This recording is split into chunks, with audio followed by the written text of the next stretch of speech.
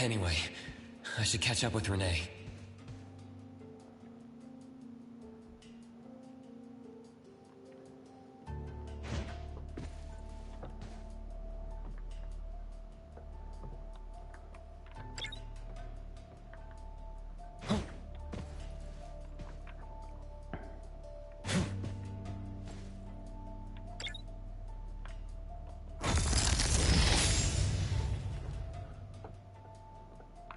Why can't I move?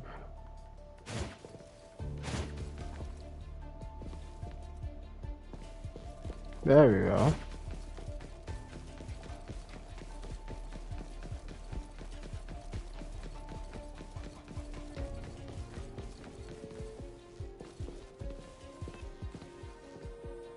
I should be able to move with my character now. There we go. I was wondering why I couldn't move. What the fuck?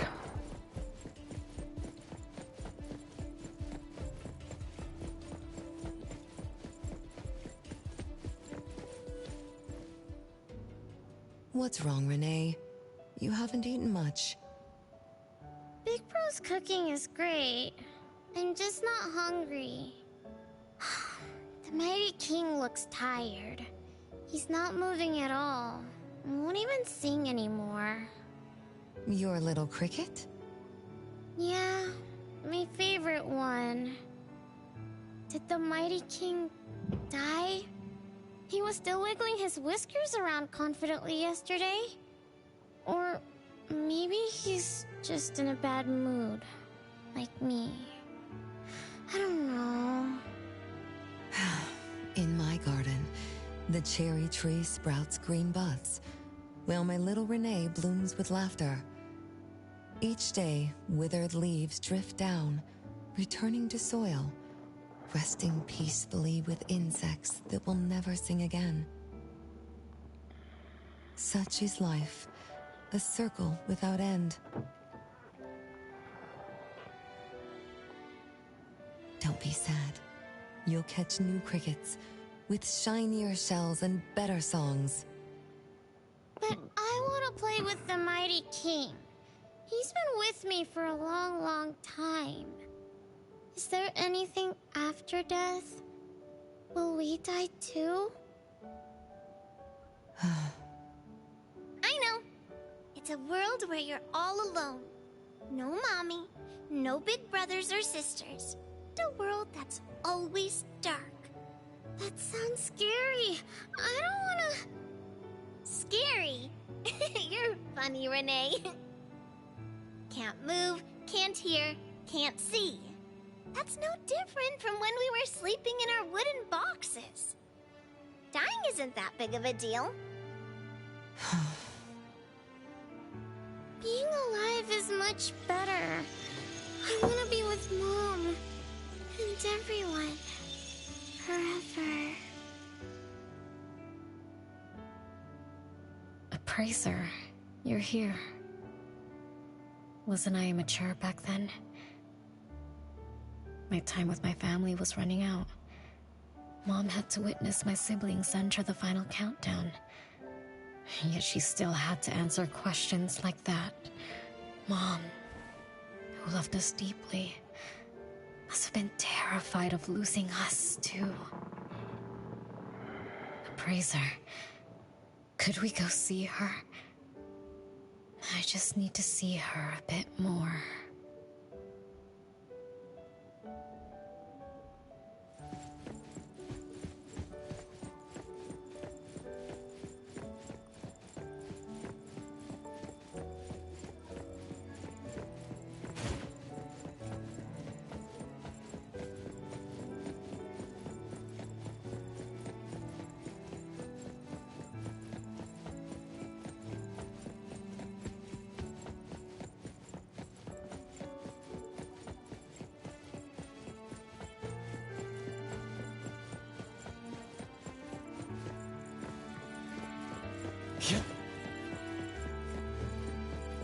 Come on.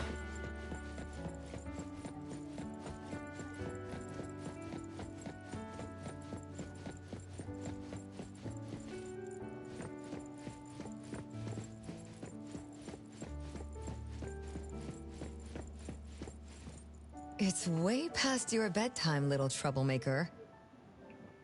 I can't sleep.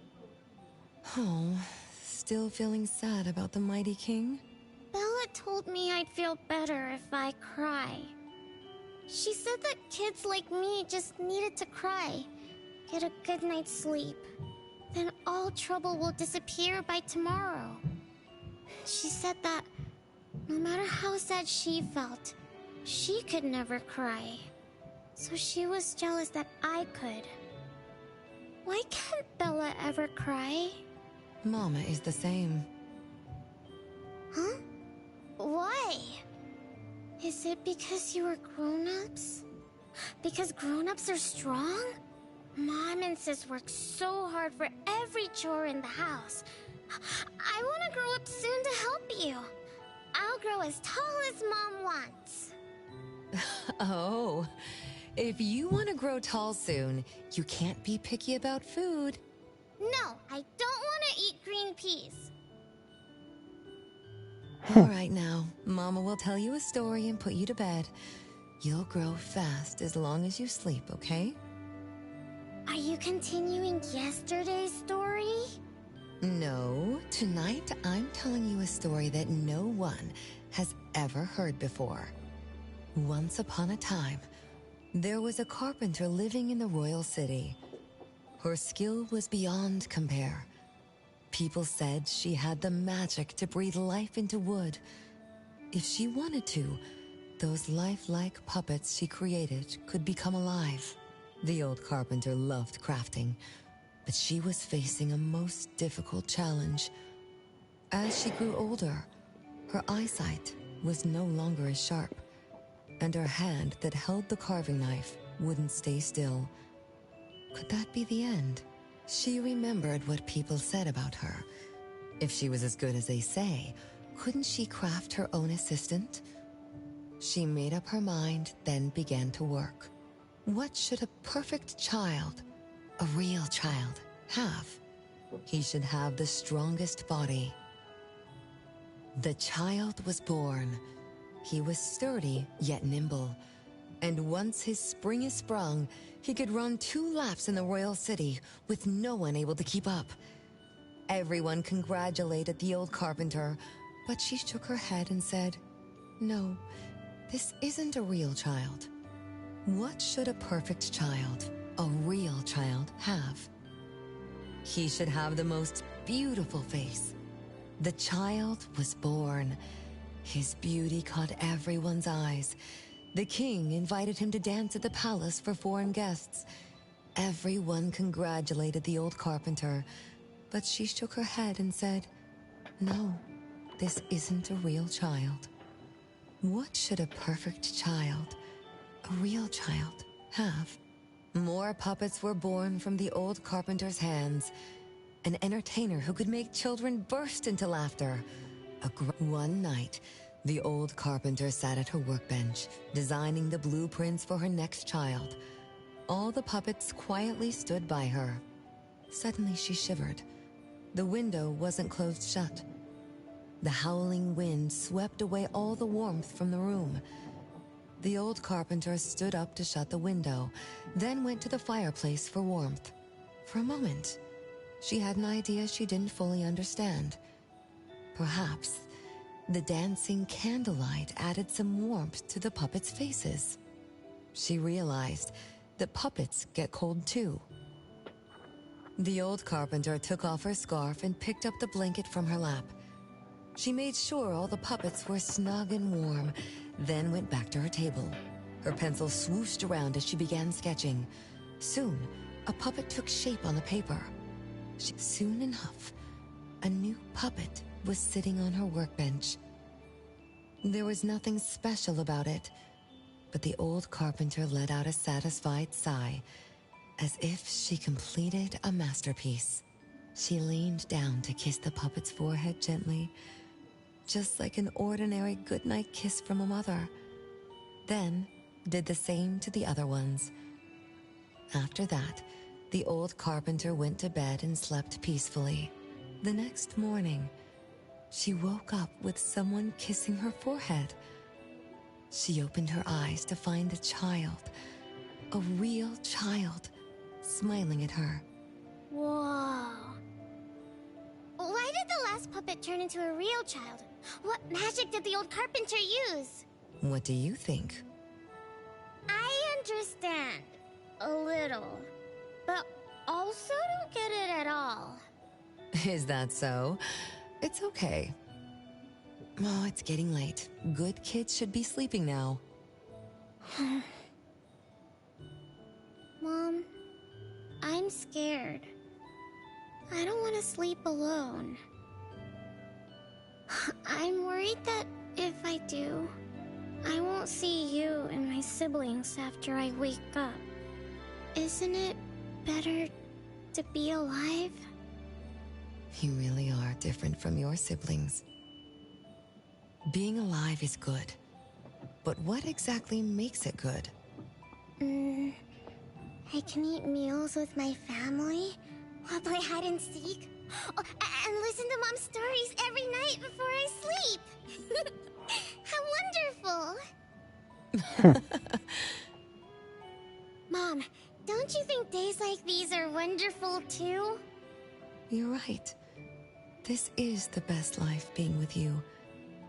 The best times in Mama's life is when I spend time together with you, my family. No, it's not. When I grow up and can do so much more, that's when it'll be Mom's best time. By then, I'll be so tall that Mom will be surprised. I'll be able to reach whatever Mom needs to reach. Then I'm going to learn how to drive. I'll definitely be the first one in our family to drive. Once I learn, I'll take our whole family on picnics. When I grow up, I also want to...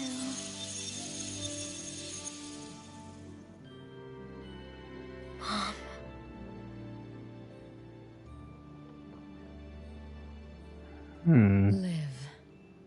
Live forever and ever. Do you remember now? That most selfish and greedy wish you made to our mother? With our death sentence, we should have turned back into puppets over 50 years ago. Have you ever wondered why you've been able to escape the debt collector until today? That's the secret that granted eternal life. The secret that froze Mother's body and soul at that very moment. And the price she paid for this eternal moment. Exiling herself out of the mortal world. Living without worry or care. Without joy or sorrow. Without thought or feeling. She should have been enjoying her unmoving life. And we should have been nothing but puppets she made on a whim. With the sole purpose to serve as her children. All we had to do was live under Mother's roof, love her, be loyal to her, and fulfill all her wishes. I doubt she's lying, but it's more It like should have been that way. she's not understanding the true purpose of what her mother intended. Her mother hated the boring ways of life, really. Even when faced with the registry, faced with the curse you invited, all we could do was to give everything we got and do our best to fulfill our mission until All your the mother wanted countdown was to ends. spend time with her family. That is all. But what about you? You endlessly sought for Mother's attention, affection, She was and a everything child. she could possibly give. God damn it. Now tell me, on that final night, what did you wish from Mother? That she could spend time I with told all her of I you. wanted to grow up fast. That's right, honest child. And then? So, Mom gave it to me. Her eternal present.